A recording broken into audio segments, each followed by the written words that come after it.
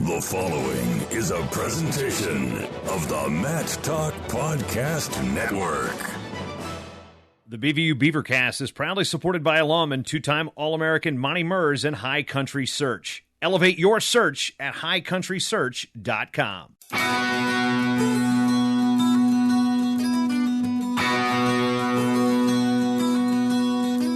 Welcome to the Lodge. It's time to settle in for the Buena Vista Wrestling Beavercast. Join host Jason Bryant and head wrestling coach Jeff Brees as we talk all things BV wrestling. Now, on to the show. Episode 26 of the BVU Wrestling Beavercast. Welcome to the Lodge. Today, the first national champion in the sport of wrestling from Buena Vista. David Jordan from 1989 was the national champion at 118 pounds. We're going to be talking to him today about his career, his Hall of Fame career, as we might add, as he is a member of the Buena Vista Athletics Hall of Fame. Mr. Jordan, welcome to the Lodge and the Beavercast. Hey, Jason. Great to be a part of it. Let's just get right to it in terms of how you ended up at Buena Vista. And there's a story I understand on you were a sub 500 wrestler as a junior in high school, and then your senior year you became a state champion. Explain, I guess, that metamorphosis in wrestling that probably gave you that opportunity to compete in college. Absolutely. As a junior, just the coach and I didn't quite see eye to eye.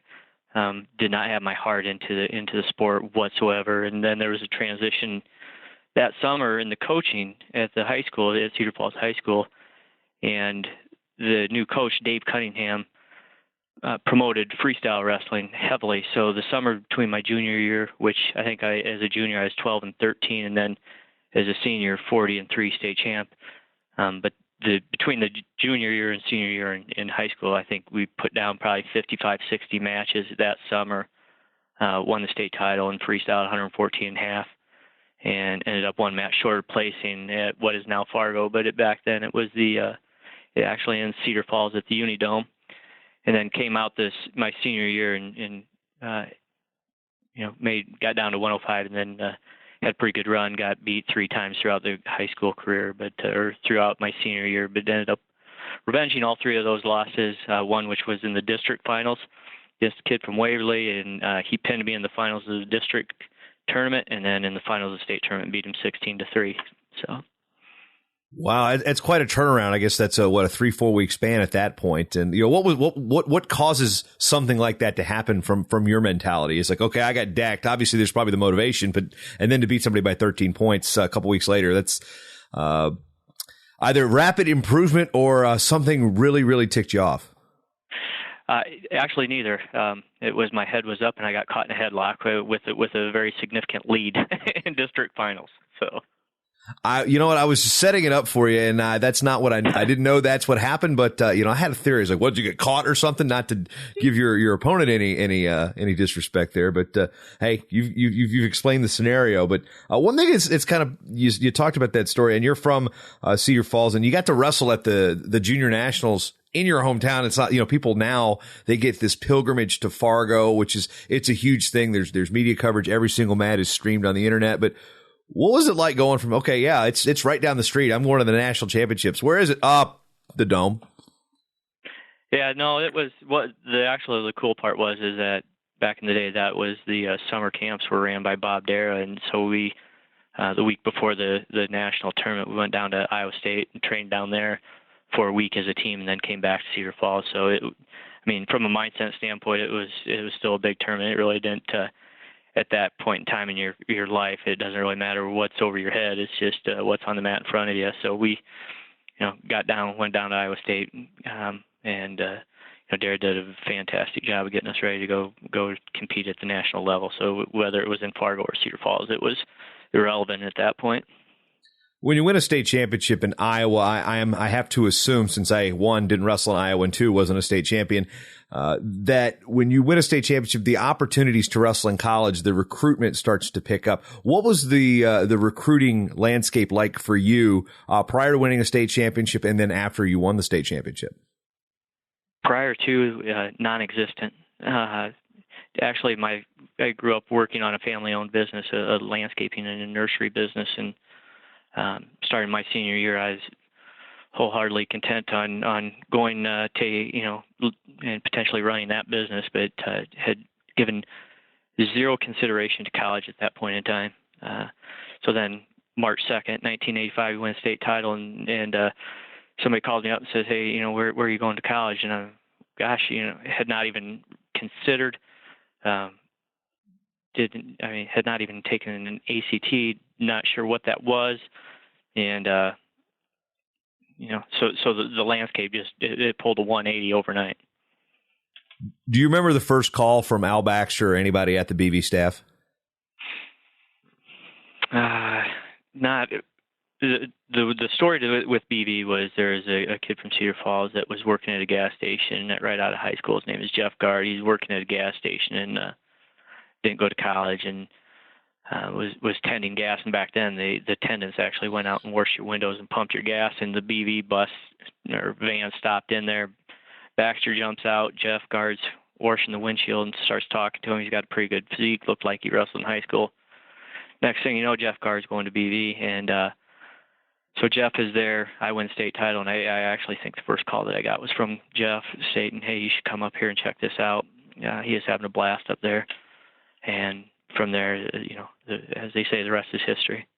It's weird because I think that's the second gas pumping story I've heard about recruiting a wrestler in the last couple weeks, and it's not. I don't think that's even one that's tied to BV. So when you get to BV, because this is one thing I had Monty Mertz on the show not that long ago, and talking about how colorful and how just engaging Coach Baxter was as a coach. So explain those first couple weeks when you get to Storm Lake. You're okay. 1, you're going to college. 2, you're state champion. You're going to be on the wrestling team. And 3, now you have this guy named Al Baxter coaching you.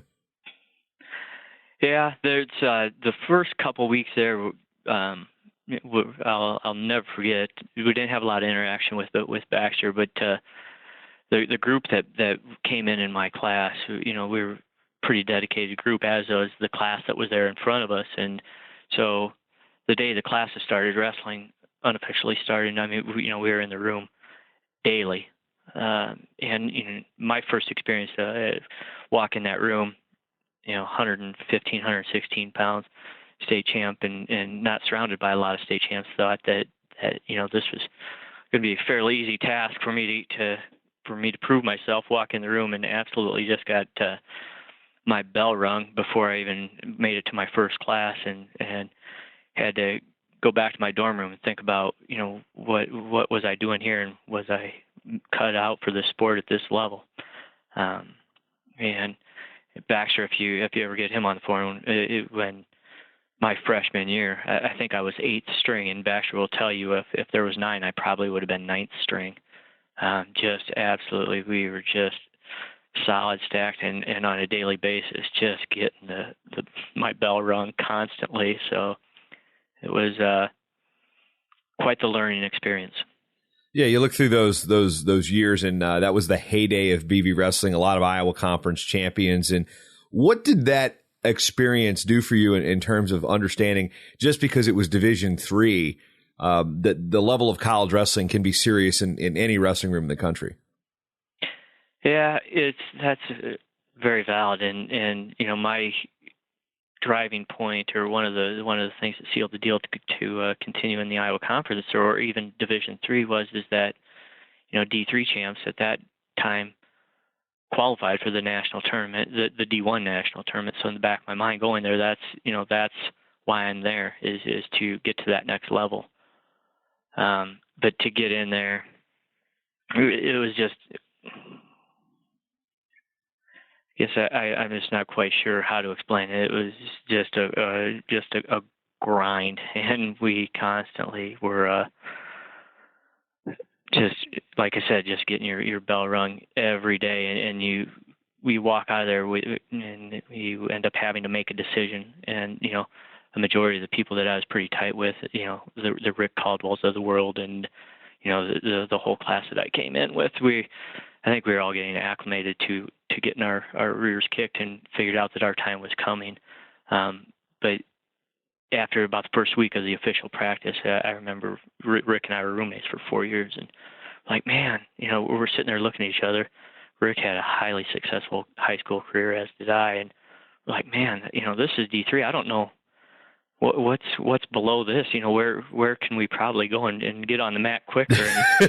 And, so, Rick and I obviously both stuck it out, and you have a choice. I guess two choices. You either get better and get on the mat, or you find a contingency plan. And fortunately, Rick and I in that class with several All-Americans stuck together and pulled it through. What was the moment you felt like you first started seeing success in that room? My sophomore year, we had the varsity 18-pounder at the time came in as a JUCO. So my sophomore year, he was obviously the starter. Obviously he was cutting a lot of weight, but towards the middle of the season, the gap between him and I, and of course I was on full feed having a blast, not cutting very much weight. Could walk away from the dinner table and max I weighed was 25, 30 and, could make 18 in a heartbeat. But probably right around the Christmas break time of my sophomore year, and that gap was tight. And, not that I was ever considering wrestling or pushing the envelope to try to get into the lineup for, as a sophomore with him as a senior. However, the margin was tight, and, probably potentially could have warranted a tryout had that been necessary. But when, over the Christmas break, I think that sophomore year, and I think him and I actually qualified or wrestled through an open tournament, and both were in the finals, and I had to forfeit to him. So at that time, I figured when he was done and his time was up at BV, I was going to be more than ready and able to take that spot over. Do you think that's something maybe with wrestlers nowadays that they're just unwilling to do, is unwilling to sit for a year or two? Or do you feel like there's kind of maybe an entitlement? I realize it's a rabbit hole here with wrestling, but you said you were willing to bide your time. Okay, he's gone. I'm the guy. You think that mentality still exists, or is it going away with wrestling in high school and college? Man, that's a great question. In my career now, I rifle through tons of resumes in this generation of the millennials. Good God, I mean, they cannot keep a job for more than 6 months, 12 at the most. I guess to answer that question, I don't know if they have the patience, if that generation has the patience or the desire to wait it out. I don't, from today's world and looking at resumes, it doesn't appear to me that they have any loyalty or any patience or dedication to wait it out. And just to be clear, let's understand where you're coming from too on the business world, because you're working in mortgage lending, so you're dealing with high pressure situations. You're dealing with people's money and people's homes. So when you're looking to hire, it's a little different than the scenario is different from recruiting a wrestler versus hiring somebody to work in lending. So just kind of giving that, where are the similarities? Where are the differences to kind of explain that the loyalty angle that you're talking about here? Being somewhere more than a year. Yeah, it's funny because I was looking at my own career and I'm like, okay, I was in a newspaper for 8 years, and then there seemed to be like 3 year, and it's like, oh man, am I falling into this trap? No, I just finally created my own business and said, forget working for other people. But as we're going back to circling this back around in wrestling, because I don't know if we're going to go into the millennium bashing too much here, because those are the ones listening to these shows these days, because their attention span's actually better with a podcast. But anyway, back to the wrestling sort of thing. When you first crack into that lineup, and this is where the BV teams are becoming monsters. They're nationally ranked, highly, a lot of Iowa Conference champions, and your first time through to the national championships in terms of getting an All-American honor came in 1988. You finished in 6th place. Explain that trip to nationals, and that was kind of a huge year with BV really breaking through. Yeah, it was a big year. Just getting to that tournament, I think by the time conference tournament rolled around. I don't think at that point in time, if you've been in the lineup the full year, you're not a rookie anymore by the end of the season. And but once we got to the national tournament, especially I think we had at the conference tournament, I think we won the first 5 weight classes, and it was expected, not guaranteed, but walking out of there as a conference champion, you're expected to get on the podium at the national tournament. So it was not that becoming an All-American and placing 6th as a junior. That as a conference champ, that is not a surprise. That's the norm, probably the lower achievements of what is expected of a conference champ back in that day out of the Iowa Conference. And we had a ton of qualifiers based on the place winners that came out of that conference. So once, like I said, once getting to the conference tournament as a conference champ, going into that conference tournament the first time was, getting there the first time, as I explained, is you're expected to get onto the podium, and that's kind of was my goal. I just wanted to get on the stand, and hindsight's always 20/20, but you go back in there, could things have been different? Yeah. But fortunately for me, as a junior, I had another year to try to redeem myself and reset the bar, set new goals, and then go back year 2 to try to get those things accomplished. You had mentioned Rick Caldwell, who's also been on the show, and you said he was your roommate for 4 years. How does the dynamic of 118-pounder and 190-pounder kind of coexist to make each other better when it's not like you guys are regularly going to work out with one another on the mat? Well, I tell you what, we did. Especially in the summer times when there's nobody else around. Rick and I spent, along with one other gentleman, Kurt Chesmore, spent quite a bit of time in Storm Lake in the off season, and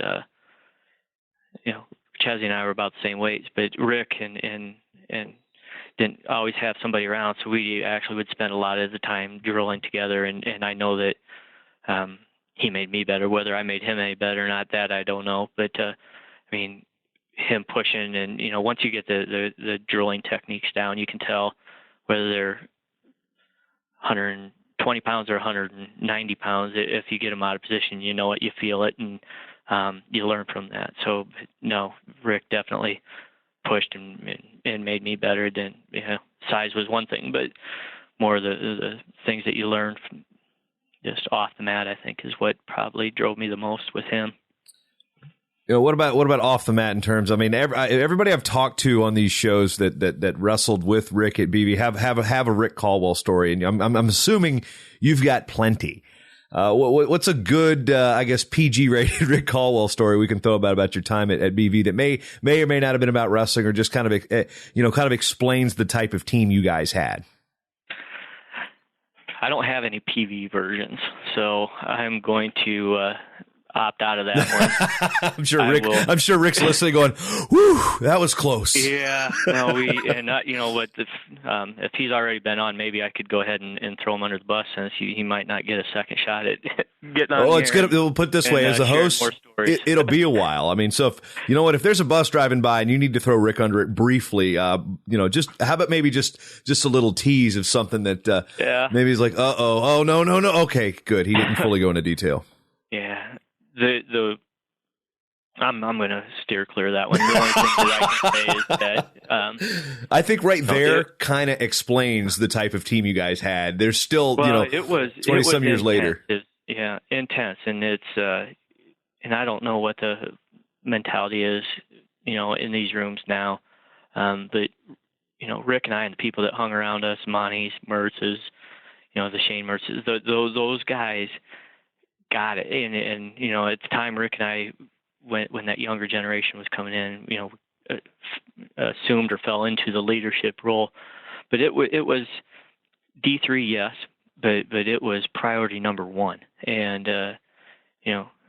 for us and the people that hung around Rick and I, it was a year-round sport, period. Even though it was D3, we were 24/7, and I'll never forget coming back from the national tournament my junior year in Wheaton College, Illinois.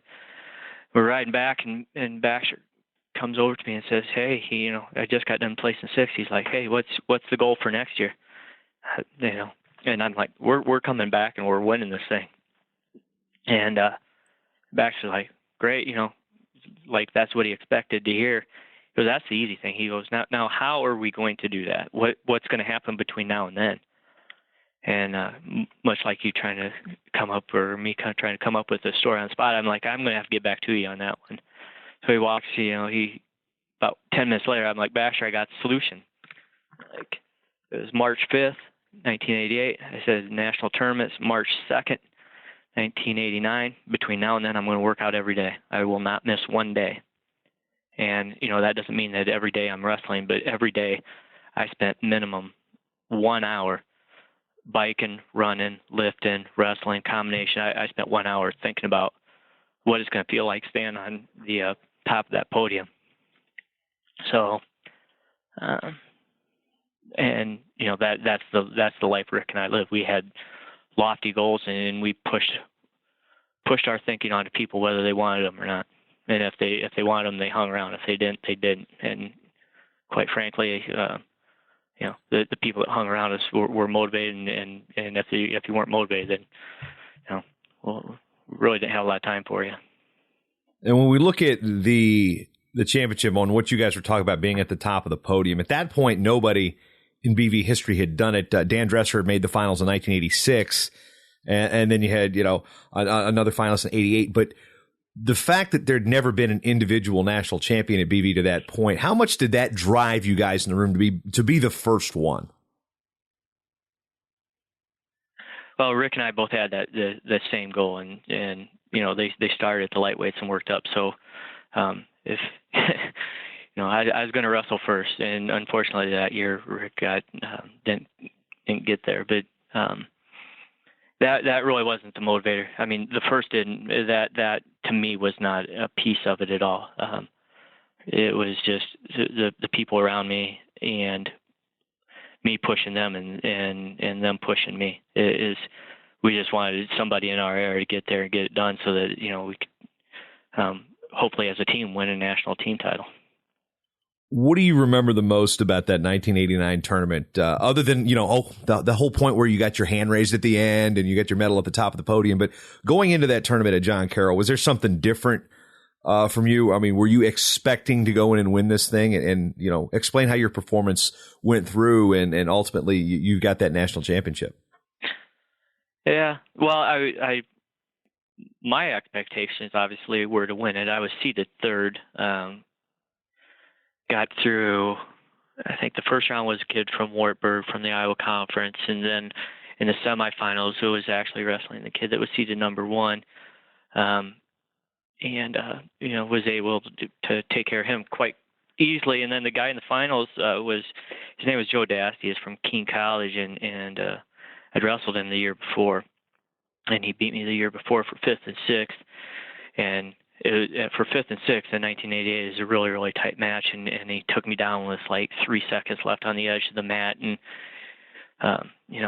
just snuck out the win. And then my senior year in the finals, went out, took him down a couple times early, and then right towards the end of the regulation, he snuck out another takedown to push it into overtime, and then in overtime I'm like, this, 1988. Didn't get a long break, but 1988 just was playing between the time of regulation and overtime of, gosh, I'm not gonna let this guy sneak out another one on me, and so put it to him in overtime. So got the first takedown, then rode him out. So it was, that's all we needed to do.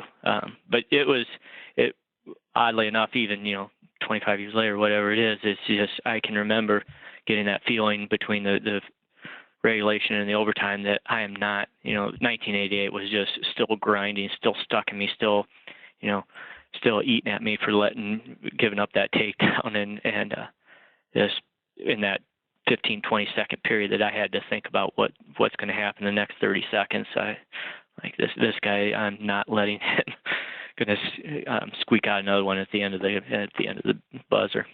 You ever given any thought on what your thinking might have been had it not been somebody that had beaten you the year before? Because the way you're explaining the match is you're really drawing off the previous year experience. And, if there's somebody you've not wrestled before in the finals, you don't get to draw from that. So, wrestling this guy in the past obviously had a benefit for you winning that national championship. But have you ever thought about what things might have been if it wasn't the guy you'd wrestled the year before? No, I haven't. Is at that point in time, you're just focused, and whoever was standing across me, I think was at least at that tournament there I wasn't going to lose. So. Now the year following was a monster team also for BV, and then there's a number of top 10 finishes. You go down as the first national champion in school history, and part of that group that group that stays tight. How tight did you guys stay, and how often do you speak from your teammates and roommates from that era? That's a funny story. So driving as a senior in high school, my mom and dad are taking me across the state of Iowa on Highway 3. Trying to drop me off at BV, and my mom looks back, and we're riding in a Jordan's nursery van, and got my life belongings in a suitcase in one paper box, and she goes, "Just remember, your best friends are always going to be your friends from high school." And I'm like, "Oh, all right, And today, the people that I communicate with, the people that I do business with, is the people that I correspond with on electronically, on the cell phone, whatever it is all college teammates. Period. Tim Book, another really, really close friend that did not wrestle but played football, is Jarrett Gowitzer. Obviously, Rick was down in December. His son's Cody's coaching at Grandview, so I still keep in contact with Rick. Monty Mertz and I obviously have some very, very close ties. So it's could it be closer? Yes, but I can certainly tell you I'm a lot closer with college friends than I am high school friends. Yeah, I got my 20-year high school reunion coming up here in July, and I'm sitting here thinking about how many people from my senior class that outside of, the random hi on Facebook that you actually talk to. And I'm like, well, it's probably like three that I regularly actually out of a class of 181. It's that. And then I think about all the people that I talk to from, my long tenured Old Dominion. And it's like, yep, I'm talking to those guys like once a week, at least in some way, shape or form, whether it be, just seeing how they're doing coaching. Cause, that's what happens when former wrestlers get into the real world, they end up coaching somewhere. So, if you're still around wrestling, you can't really, turn left without seeing somebody at least I went to college with when I'm back home in Virginia. But as we move into the career that you have now, talk a little bit about, what you did following your career at BV and then moving into the business world. What made you get to the route where you're at right now, working with Community Choice Credit Union in Clive? Right out of college, my first job was with the retail Menards. I did that for 5 years and took me 5 years to figure out I don't want to work weekends the rest of my life, and started in the finance industry. And throughout the finance industry, I was actually with what is an affiliate of Wells Fargo that is now gone. It was called Norwest, and Norwest moved me around, went from Iowa to Wyoming to Minneapolis and then back to Des Moines. So I got to experience some different parts of the country. And once back in Des Moines, different climates as well. Yeah. Oh yeah. But the cool thing is, and this another former Beaver, Larry Goodell, was working at Wells Fargo at the time within the mortgage division. I was in the finance side, and met up with Larry for lunch one day. Next thing you know, I'm working with Larry in the mortgage business at Wells Fargo, and had a really good long run with Larry, and that ultimately led to running into a management position here within Community Choice Credit Union. So I've been here since April of 2014, running the mortgage department for our credit union. And when you explain going into your senior year, like, well, I figure I'm just going to, work the family business and landscaping, and now you're working as a VP at a bank for mortgage lending. You look at it and go, well, glad I went to college. Absolutely. I for more than just that, I met my wife at BV. As we already hit on, the friendships that were formed at Buena Vista, whether it's wrestlers or just other people that were at Buena Vista, it's life changing. So, and then obviously not digging holes and plant trees every day is kind of an ancillary benefit as well. So saves on the back. Yeah, I mean, what you might lose in actually having to buy a tie and some suits, you gain in, you're back. Yeah, and then, the suit and tie, then that translates to waistline. So that's the next thing on my list here that I need to get working at. I think we all need to do that. I'm not going to tell you what who knows how much higher we all are than our wrestling weight class. But that's right. we move into the things, and one part of this show is we talk about what BV did for you, not just athletically, but academically. And when you got to Storm Lake, did you know what your area of focus was going to be like academically, or was it something that kind of evolved and you realized, okay, this is where I want to spend my time, earning my degree? I had no idea. I mean, when I got there, I was like, shoot. I remember I was wrestling as a senior. I was wrestling in an Iowa All-Star meet, and the guy next to me was Gary McCall, who was two-time state champion out of Cedar Rapids, ended up wrestling at Iowa State, and I was shooting the poo with him, and he says, "So where are you going to college?" And I'm like, "Well, Buena Vista."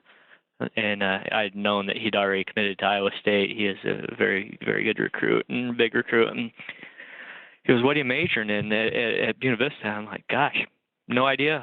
What are you majoring in at Iowa State?" And he said, "Business management." So I go to BV and say, "I'm going to enroll in business management courses," not knowing what that meant. So.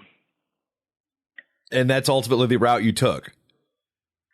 Yeah, I did. I did follow the business management portion, and then it kind of got into the finance side of things as well. So I ended up with an emphasis in finance. So, but yeah, it's a crazy world.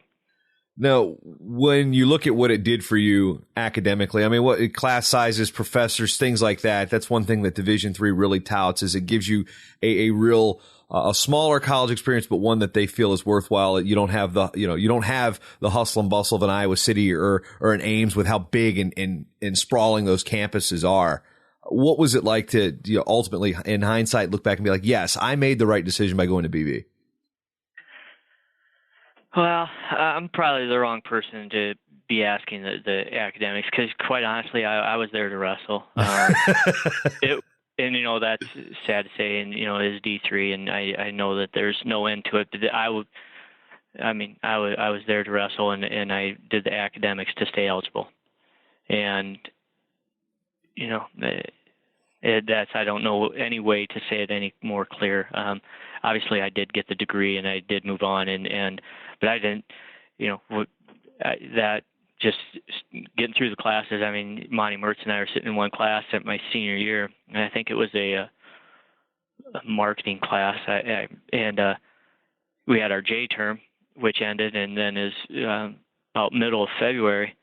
We're going through this marketing class, and Monty looks over at my notebook, and all it was a drawing of the podium at the national tournament with my stick figure on the top at number one, and the professor's handing out a test, and I didn't own the text. And Mike's like, "Davey, you gotta get the text and get this stuff figured out." And I'm like, "We'll take care of that after March 2nd." And that's God honest truth. And got the text after the national title and after spring break, and obviously ended up graduating. But that was the mentality, that the game that I was playing, and that's right or wrong. That's how I got through BV. So, well, I was waiting to see where the payoff was, because I'm sitting there and I'm like, oh boy, I'm cringing, and I'm like, oh wait, okay, there's the payoff, the podium. Okay, so you've got a goal in mind, and then now you can look back as your real world experience and be like, man, I don't know how I did it, but look at me now. I've applied those things that I've learned in college, and now I'm a successful businessman. Yeah, it's successful is still to be determined. I'm very happy. I'm very blessed to be doing what I'm doing, surrounded by the people that I've surrounded myself with. Wonderful family. Yeah, but the one thing that I'll hit on is in the business world. And the other day, I have a team here that works for me, and mortgages, as you explained, is typically the biggest financial decision that a lot of people make in their lifetime. And the people that work for me, I felt were losing focus of that and needed not a kick in the pants, but more of a pat on the back and the rah-rah type, conversation. And I called upon Mark Schwab, who is the former BV coach after Baxter, to come down and speak to our group, who is now doing professional speaking. And so I had Mark come down and deliver a message to my mortgage team. And man, tell you what, if you guys, either in the business world or in the academic world or in the athletic world, you need somebody to come speak to you to get you fired up about what you do and the importance of life and what goes on between your ears. Mark is the man. I mean, the people that worked for me shortly after Mark left, I mean, were telling me how they're going to make changes in their life based off of a 1-hour message that Mark delivered. So, unbelievable stuff. No, we look at what Jeff Brees is doing with the program now. He's getting the professors involved. He's trying to create a buzz, and right now the team performance, he's still trying to work that up. But when you look at there's been a series you talked about, Mark, there, and then now where Coach Brees is getting the program, trying to really push the social media aspect, get people involved, get people to Stevens Fieldhouse to check out the program. I believe the adage is you got to crawl before you can walk. And, what do you think about the job Jeff is doing right now and trying to really revive and rebuild the program? I think he's putting forth a tremendous effort. I've spoken with him a few times. I mean, obviously there's no short of passion there and desire to be successful. So in the analogy of crawl before you run is absolutely true. But in order to crawl, you got to, especially in this world, you got to have the right bodies there to crawl with and to teach them to run as well. So hopefully, and as we discussed, how to attract and market to these younger generation, that's a whole another job in itself. But as he develops and, gets all the resources and all the assets that he has at his disposal involved in helping land and get some of these, quality student athletes on campus is no secret to success is ultimately what it's going to take. And I think he's taken the right approach to get those student athletes in there. So hopefully he has success. I mean, I wish the guy the success, and I would love to see BV back at, contending for titles like they were in the 80s. That would in 90s. That would be fantastic. And I do believe Jeff is the right guy for the job. Now, one thing you talked about that we didn't get to, and I'm going to swing back around, and I just want to talk about your experiences at the Division I championships in 1989, and this is an era where, if you lost early, you weren't getting pulled back through, and in your case, you actually had to wrestle a guy in the first round who, from the University of Iowa, who's now coaching at my alma mater, Old Dominion, Steve Martin, and so here you are, an Iowa guy. You get the opportunity to wrestle at the Division I National Championships, and you've got to wrestle a Hawkeye in the first round. Let's just talk about that experience just for a little bit. Well, the Hawkeye didn't that in my mind, I felt that I belonged there. I wasn't looking past Steve Martin, but I was certainly not thinking that I would get beat by Steve Martin. The thing that where if I was starstruck was when Gable was in the corner and, you're standing in the middle of the mat, you're shaking Steve Martin's hand, you look over and you got, Dan Gable staring you down. That was what was intimidating to me. So, if I could do it all over again, I'd put blinders on and shake the guy's hand and not look off to the side. But Don't look at Gable. Don't look at Gable. Don't look at Gable. Concentrate on the Granby guy. Yep. Watch out for the Granby. Don't put your arm around his waist. So. Is that ultimately what happened? Yes.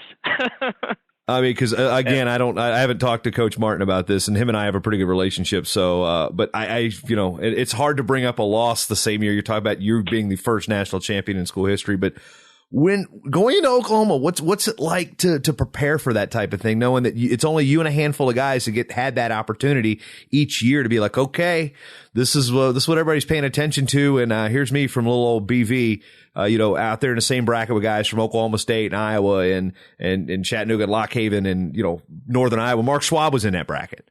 Yep. Well, the odd thing is after winning Division III, they're doing some drug testing after the fact, and so I was stuck in a room choking down liquids, trying to relieve myself or make myself so that I could go to the bathroom, and of course being dehydrated and the cutting and all that. I mean it took me till the 190-pound match, but so I'm sitting back there being monitored, being policed, chugging down apple juice like it's good for you, and then the whole time that I was there, after the 150-pound match, the guy from Trent State, Carl Monaco, came back, and he had to go through the same drill. So I'm sitting there BSing with Carl, and his mentality, he was not excited. I was thrilled. He's like, dude, he goes, this is just another qualifying tournament. And I'm like, sat back. I'm like, gosh, I'm still excited, but I'm like, oh gosh, the season's not over. So, this guy's looking at it obviously from a different perspective. And, but I had about 4 more matches, sit there and think about what he had just told me. And so walking down into Oklahoma City, it was obviously, felt, personally, I felt like I belonged there. It was not an anomaly. This was 20 years of me tying my shoes just like everybody else in the same bracket. There's other than me wearing a beaver and them wearing a hawk or whatever the emblem was, that in my mind, that was really the only difference that separated us. So was it a great experience? So, absolutely. Did the outcome work the way I wanted it? Absolutely not. But live and learn, man. One thing that just for some context, people, you're talking about Carl Monaco. He was the number 2 seed that year and ended up wrestling Tim Krieger in the finals. Krieger won that match, but this was the number 2 seed qualifying through Division III from then Montclair State. So, yeah. That guy definitely had an interesting mindset. Not only did he take Krieger to the wire, but Krieger was the OW of the whole tournament as well. So another little tidbit for you. Yeah, so another qualifying tournament. D3 guy took the outstanding wrestler of the Division I national tournament to a 2-1. I mean, it was a 1-point match. It was a nail biter. So. Yeah, as I'm looking through that bracket, Greg Warren, the stand-up comic, he was in that bracket with Monaco that year. But 89 was an interesting year at Oklahoma City. But Mr. Jordan, if anybody's out there that needs to do some mortgage lending and things of that nature, how can they get a hold of you? And how often do you think people will see you mat side or at tournaments checking out the Beavers or high school wrestling in the state of Iowa? I frequent myself to a lot of the Indianola wrestling meets. So that's where my wife and I and my 2 daughters live, is down in Indianola. So I try to help out a little bit there on a part-time basis, volunteer basis, when time permits. So, I still actually just last week went over to the Iowa City Penn State meet. So, I'm still in it, still love it. Still go to the state tournament every year. Obviously, that's right down the road, and we have a skybox, so I don't miss a match there. So I'm out and about and try to be as active as I can in the community and give back. This sport has given so much to me that you don't feel obligated, but you certainly want to give back as much as you can. And right now, with the age of my daughters, it's kind of a balancing act. It's pretty selfish to go work out with high school kids when you're missing, your junior high kids' volleyball games. So right now I'm at the transition where I need to focus on the family, and then, hopefully, as they grow and potentially move on and get back more into the sport. And so, but as far as getting a hold of me, I'm restricted to doing mortgages to the state of Iowa. So if anybody's in the state of Iowa, just they can get a hold of me at davejordan3360@gmail.com. All right, Mr. Jordan, been an educational and insightful look back at your experiences, and appreciate you coming on the show and talking about your time at BV. All right, thanks, Jason.